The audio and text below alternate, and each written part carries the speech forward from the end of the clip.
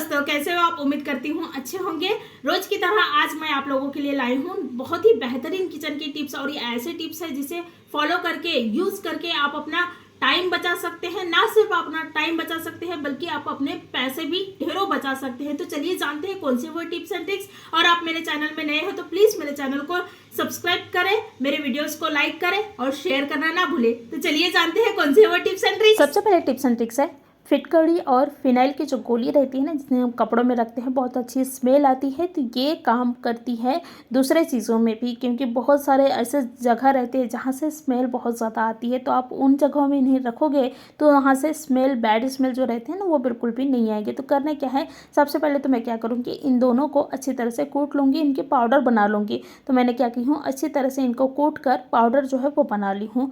तो ये पाउडर बहुत ही ज़्यादा काम के है, क्योंकि फिटकड़ी से क्या होती है, एक अच्छी फ्रेशनेस आती है। और जो हम लोग फिनाइल की गोली लिए हैं तो उससे बहुत अच्छा एक स्मेल आता है, बहुत ही अच्छी स्मेल आती है। तो क्या करेंगे, हम ये दोनों पाउडर को एक दूसरे डब्बा में जो है वो ट्रांसफ़र कर लेंगे। उसके बाद में इन्हें आप क्या करें, उन जगहों पे रखें जहाँ आपको लगता है कि बैड स्मेल बहुत ज़्यादा आ रही है। आप क्या करें, उन जगहों पर इन्हें रख दें। तो मैं फिर से दूसरे जो बर्तन है उसमें ट्रांसफ़र कर दूँगी आधा, और आधा मैं किसी चीज़ में रखूँगी, क्योंकि इसको मुझे और भी काम करना है। उसके बाद में क्या करना है, इसमें ही डिटर्जेंट डालना है। ये तीनों का मिश्रण जो है, इसके वजह से इनके इसमें इतनी अच्छी खुशबू आती है कि मैं आपको बता नहीं सकती। ये चीज़ें आपको खुद ही करना पड़ेगा।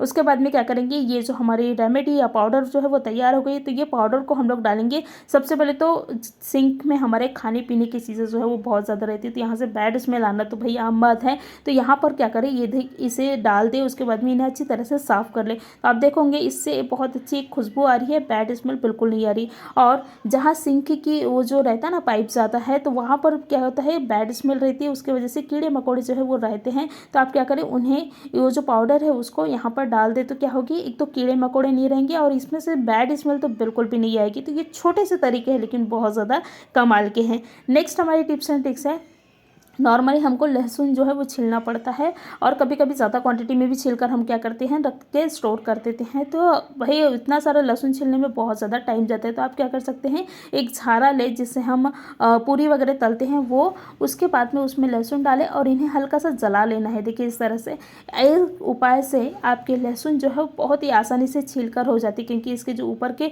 परत है या फिर छिलके हैं वो जल जाते हैं। उसके वजह से आपके जो लहसुन है वो निकालने में बहुत आसानी होती है। तो मैंने इन्हें अच्छी तरह से जला ली हूँ। उसके बाद में क्या करेंगे, गैस को ऑफ कर देंगे और इन्हें हल्का सा ठंडा होने देंगे। गरम गरम इन्हें ना छीलें, क्योंकि ये बहुत ज़्यादा गर्म है। तो क्या करें, इन्हें हल्का सा ठंडा होने दें।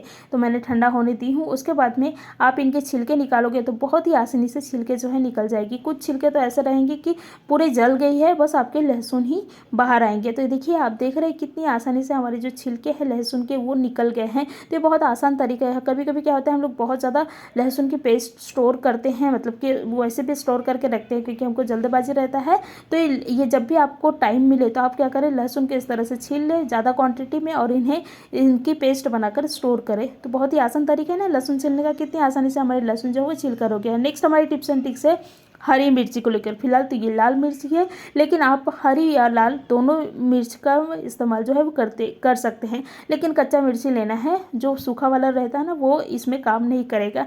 तो हरी मिर्ची का इस्तेमाल करना है नॉर्मली। तो ये हरी का लाल हो गया है, तो मैं इसको भी इस्तेमाल जो है वो कर सकती हूँ। तो क्या करना है, पहले तो इनके डंठल जो है वो निकाल लेना है। हम लोग क्या करेंगे, गिलास की सहायता से ये जो मिर्ची है उनको मतलब कि काटेंगे। क्या होता है, कभी कभी हमारे हाथ में ना जलन होती है मिर्ची की वजह से, तो हम मिर्ची को हाथ में नहीं लेते और काटना बड़ा मुश्किल हो जाता है। तो आप क्या कर सकते हैं, गिलास की सहायता से इस तरह से मिर्ची को जो है वो काट सकते हैं। क्योंकि गिलास का जो ऊपर का परत रहती है ना काफ़ी नुकीले रहते हैं, जिससे कि मिर्ची बहुत ही आसानी से कट जाती है। आप चाहे तो पत्ता गोभी को भी इसी तरह से काट सकते हैं, बहुत ही आसानी से आपकी जो मिर्ची है वो कट जाती है। देखिए कितनी आसानी से हमारी मिर्ची जो है वो कट गया है, बहुत ही आसान तरीका है। नेक्स्ट हमारी टिप्स एंड ट्रिक्स है, इस तरह से तांबे और पीतल के जो बर्तन रहते हैं ना वो बहुत ज़्यादा गंदे रहते हैं। ये देखिए मेरी जो बर्तन है वो कितनी गंदे हैं, तो इन्हें मैं साफ़ करूँगी। सबसे पहले तो हम लोग डाल दिए हैं इसमें नमक, उसके बाद में इसमें डाले हैं ये खाने का सोडा है। तो ये खाने का सोडा डालें 1 टेबल स्पून के करीब। उसके बाद में इसमें हम लोग डालेंगे विनेगर। विनेगर बहुत अच्छी काम करता है। आपके पास में विनेगर नहीं है तो आप क्या कर सकते हैं, नींबू रहता है ना, तो नींबू का रस भी जो है वो डाल सकते हैं, उससे भी बहुत ही अच्छी तरह से आपके जो तांबे पीतल के बर्तन हैं ना वो साफ़ होते हैं। तो मैंने क्या की हूँ, विनेगर डाल दी हूँ। उसके बाद में एक हमारी रेमेडी जो है वो तैयार हो गई। उसके बाद में क्या करना है, इन्हीं से आप ये बर्तन को साफ़ करें तो बहुत ही आसानी से आपके जो बर्तन है वो साफ़ हो जाती है। तो ये मेरे ऊपर में बहुत ज़्यादा तेल लगा हुआ है तो इनको इसलिए ये जल्दी साफ़ नहीं हो रही है। नहीं तो अगर आप दूसरे बर्तन में आप इन्हें ये जो रेमेडी है उसको इस्तेमाल करोगे तो बहुत ही आसानी से आपके जो बर्तन हैं वो साफ़ हो जाएंगे, चमक जाएंगे। तो मैंने इन्हें अच्छी तरह से घस ली हूँ। ये देखिए जितने भी घस रहे हैं तो क्या हो रहा है, इसके ना वो जो तेल है ना, चिकनाई, वो निकल रहे हैं। तो मैं दूसरे बर्तन में आपको मतलब कि इसको इस्तेमाल करके बताती हूँ कि कितनी आसानी से ये बर्तन की भी जो ग्लास है ना, मेरे लोटा या ग्लास जो भी है पूजा का, तो उससे आप घसे यही रेमेडी से, तो बहुत ही आसानी से आपकी जो मतलब कि बर्तन है वो चमक जाते हैं। देखिए कितनी अच्छी तरह से ये चमक गए हैं। बिल्कुल थोड़ा सा मैंने लगाई हूँ तो, और ये जो है ना, ये बहुत ज़्यादा इसमें तेल है, इसकी वजह से ये थोड़ा मतलब कि टाइम ले रहा है, नहीं तो ये भी बहुत ही अच्छी तरह से और आसानी से साफ़ हो जाते हैं। तो मैंने आपको साफ़ करके दिखाती हूँ। ये देखिए कितनी अच्छी तरह से मेरे थाली और ये जो ग्लास है वो चमक गया है। ये तो तेल की चिकनाई की वजह से गंदा है, नहीं तो ये भी बहुत अच्छी तरह से साफ़ हो गई है। देखिए इस तरह से आप क्या कर सकते हैं, छोटे से उपाय करके आप अपनी चीज़ों को जो है वो बहुत ही अच्छी तरह से साफ़ कर सकते हैं। तो कितनी अच्छी तरह से मेरे जो ग्लास है वो चमक गया है। ये थाली भी चमक जाएगी अगर मैं थोड़ा सा और भी घसूंगी तो इस तरह से छोटे छोटे उपाय करें, छोटे लेकिन बहुत ज़्यादा कमाल के हैं। नेक्स्ट हमारी टिप्स एंड ट्रिक्स है चावल को लेकर। क्या होता है, हम लोग चावल को ना ज़्यादा क्वांटिटी में स्टोर करते हैं क्योंकि भाई महीने भर के 2 महीने के लिए हमको स्टोर करना ही पड़ता है। तो क्या होता है, कभी कभी चावलों में ना कीड़े लग जाते हैं, वो काले काले नहीं, क्या कीड़े वो लग जाते हैं। तो भाई वो कीड़ों के कैसे भगाए, क्योंकि हम धूप में अभी इतने सारे चावल तो नहीं सुखाने जाएंगे, लेकिन आप क्या कर सकते हैं, इन्हें घर पर ही क्या कर सकते हैं, ये कीड़ों को जो है वो भगा सकते हैं। तो लेना है हमको विनेगर और एक प्लेट में विनेगर को डाल देना है, देखिए इस तरह से। उसके बाद में ये जो प्लेट है उसको चावल के बीचों बीच में रखना है, देखिए इस तरह से। उसके बाद में आप इन्हें ढक दें और ढक कर कम से कम ऐसे ही घंटा 2 घंटा रख दें, या फिर आप रात भर भी रख सकते हैं, क्योंकि रात भर तो हम चावल इस्तेमाल नहीं करते। तो आप क्या करें, इन्हें ढक कर अच्छी तरह से रख दें। तो आप देखोगे इसमें से जितने भी कीड़े मकोड़े हैं वो पूरी तरह से ख़त्म हो गए, क्योंकि इसकी स्मेल जो है वो बहुत स्ट्रॉन्ग स्मेल रहती है। तो इसके स्मेल से ही कीड़े मकोड़े जो है वो पूरे भाग जाते हैं। तो मैंने 1 दिन रखी हूँ, उसके बाद में आप देख रहे हैं मेरे कीड़े मकोड़े वहाँ से ख़त्म हो गया है। नेक्स्ट हमारी टिप्स एंड ट्रिक्स है अगेन चावल को ही लेकर। तो चावल में ना कीड़े मकोड़े ना हो, इसके लिए क्या करें, आपके पास में हींग तो रहता ही है नॉर्मली, ये देखिए इस तरह से।